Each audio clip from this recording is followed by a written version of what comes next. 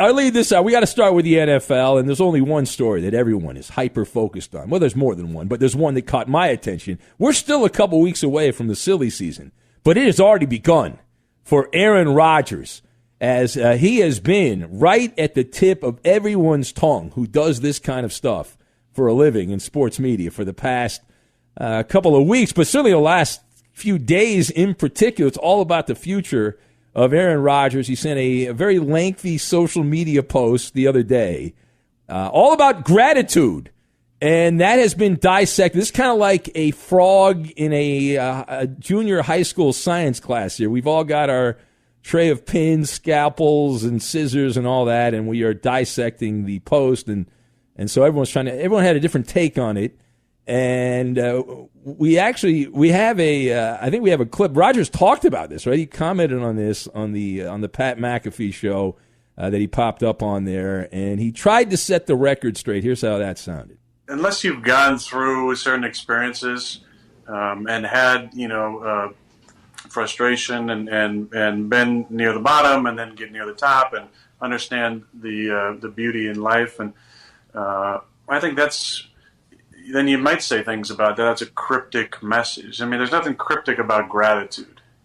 I just came out of a 12-day cleanse where you're eating a specific diet and you're going through these treatments every day, and you're not really doing anything else. You got to kind of turn everything else off, and so you're not working out, you're not straining or anything. It's kind of a recentering, and it not only heals you physically, but I think it takes away mental stress, and then the spiritual part, I think it allows you to kind of enjoy the meditations a little bit more. So when I come out, my first thought is just intense gratitude for the people in my life. And that's not every person in my life that I mentioned, and there's other people to highlight in the credit. But that was just where I was at. I was going through some old pictures from the last year and felt an intense amount of gratitude for the life that I have and for the lessons that I've learned and the growth that's happened over the last year and the people who've been a part of that. All right, so that was Rodgers on the McAfee show. You ever done a cleanse, Rob? I'm not a cleanse guy. I've never done a 12-day cleanse. No, I've cleansed with some sweet rolls and hot tea. That's about that's about it. My diet consists of, I have the diet of like an 8-year-old. It's chicken fingers, cheesesteak, anything deep fried. That's my cleanse. I've never. So Roger, listen, he's saying he's like going down hippie highway, right? That's what he's pretty much been doing here, kind of hanging out. That's his mishigas, as my grandfather would say here. That's what he's up to here.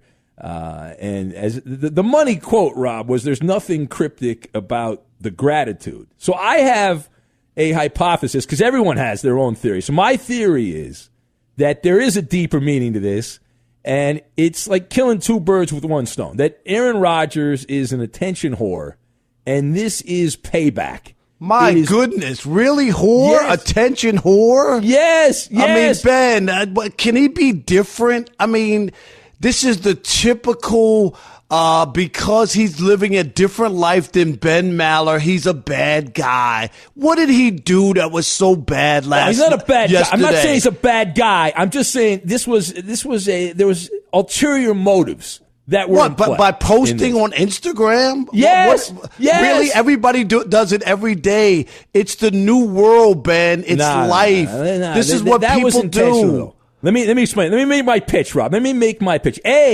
I believe this was calculated for media consumption mainly. And this is for the media that took pot shots at him because of the vaccination status back in the day when he said he was immunized, and that was weaponized. And so this is a chance to poke back, right? Everyone runs with this, and people were running, saying he was going to announce his retirement. There was going to be a big announcement. He was announcing he was leaving the Packers.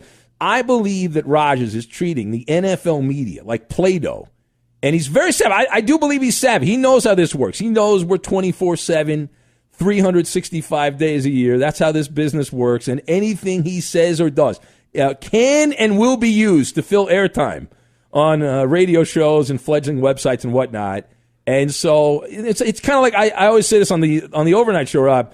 I don't know if we can say it during the day, but if Aaron Rodgers were to pick his nose, we would debate if there was some kind of meaning, which nostril he picked. Does that mean he's going to the Broncos, the Titans, or the Steelers? Well, now, you disagree with that, Rob. Yes, I do disagree. I think we have become – what have we become? The guy said he will make a decision about his future before free agency and the draft. Okay, that's next month, the 16th or whatever it is.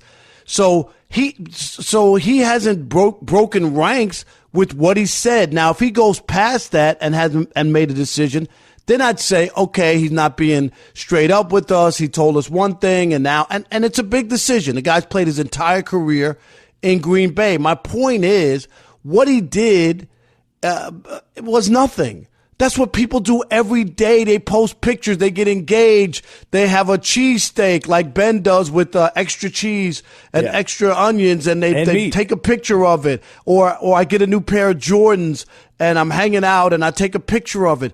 That's what Instagram is. It would be shocking if he didn't put any pictures up on Instagram. Nah, this was deeper than that, though. And Rodgers is aware. He knows all that's going on with him and his story, and everyone's who loves football and is curious what's going to happen is where everyone's on their edge of their seat here trying to figure out where he's going to go. And so he's playing around. He did similar things last year when there was talk of his future in Green Bay, whether he was going to stay with the Packers or not, and there was that conversation. He was unhappy, and that drove the conversation last offseason. And there were certain things that he did last year that were done for media consumption. I think it's just gotten worse now because of everything that happened where he was dragged through the swamp and the mud and the muck and all that during the last NFL season. This is an opportunity for Aaron to, gratitude's fine and great and all that stuff. I'm not anti-gratitude, believe it or not, but I believe that's not what the waiters say. Oh, I'm sorry. What are you talking? How dare you? I have an app, Rob. I'm an app guy. I go on my app to tip properly. Okay, I just want to make sure. Okay. Now, here's the question. You don't want to over-tip, Ben. You never over-tip, okay? Because then you set up a bad precedent and people start expecting to be tipped what they're not entitled to. So you just tip appropriately when somebody's good and they do a good job. I got a theory on this. So I'm in a better situation than you. You're famous. You've been on television. I'm infamous. I'm infamous. Well, people know who you are, right? People know who Rob Park. Nobody knows who I am. I'm on in the middle of the night. Nobody knows who I am. I'm nobody. All right. I'm a pimple on an elephant's tuchus. So I go out to eat. Nobody knows who I am. I can. If I tip, I'm a terrible tipper. They hear your voice and they go, "Wait a minute. No. I've gone to bed with you," and then your wife will look and go, "What?" Oh, it's always dudes. But I always, here's the thing though. I try to be a good tipper because my mom gave me a lecture when I was a kid about, being a good tipper and helping people out. But I don't want to, as you said, I don't want to tip too much. Right? I don't want to do that. The other thing, which has been a problem the last couple of years, Rob, is these takeout orders of food. I feel, why tip on a takeout order? You don't have to tip on a takeout because they're not doing anything but handing you the bag. I'm with you.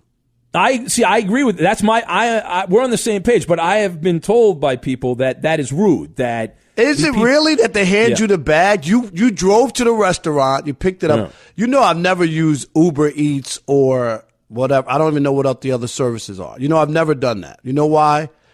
Because I can't come to grips with tacking on another $8 to the meal. I just can't do it. Like I see people get McDonald's delivered to their house. How? No, I agree with you. I am, when it comes to that kind of stuff, no. What's the point? It's like, to me, it's like valet parking.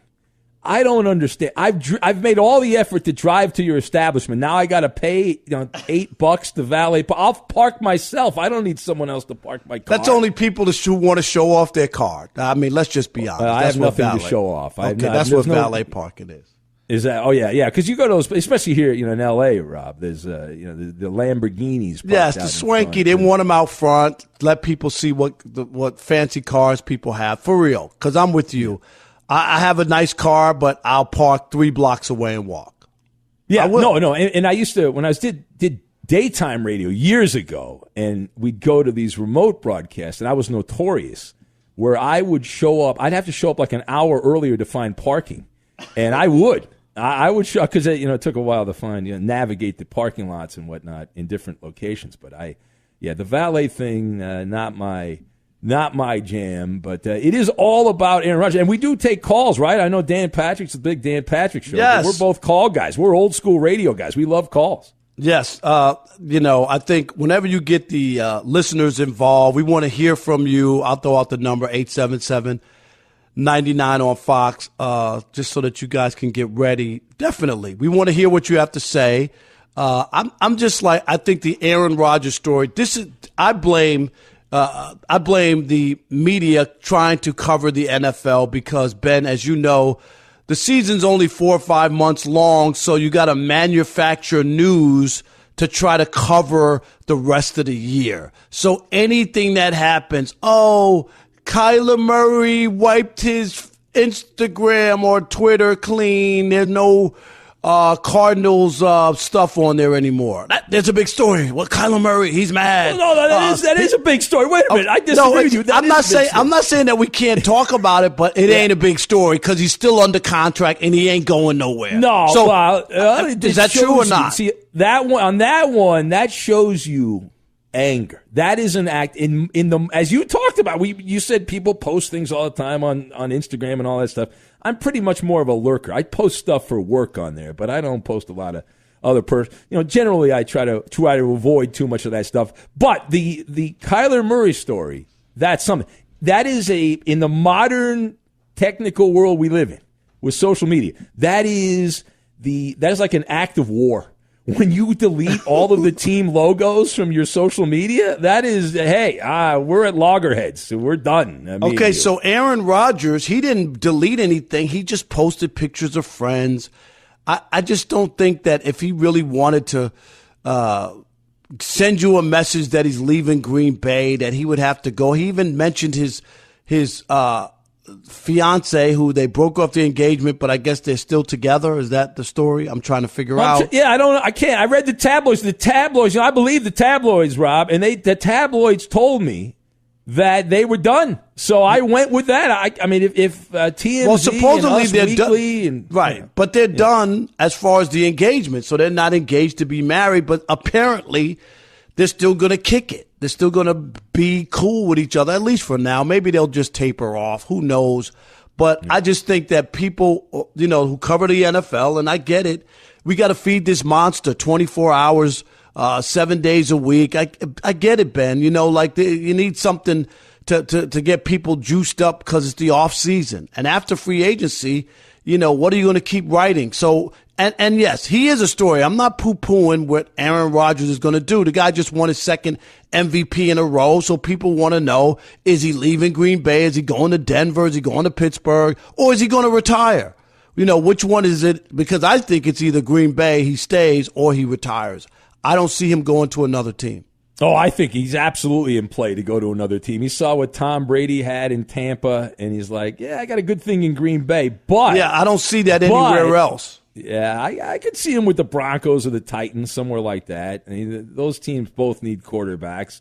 He should try to get his way to Pittsburgh and play for the Steelers with Tomlin and that defense. That's where he should try to go if he is going to leave Green Bay. But I don't think he's locked to playing in Green Bay at all. I could totally see him taking off for the final couple of years of his career and playing somewhere else and saying, hey, you going to miss me now, Green Bay? You want gratitude? Give me some gratitude.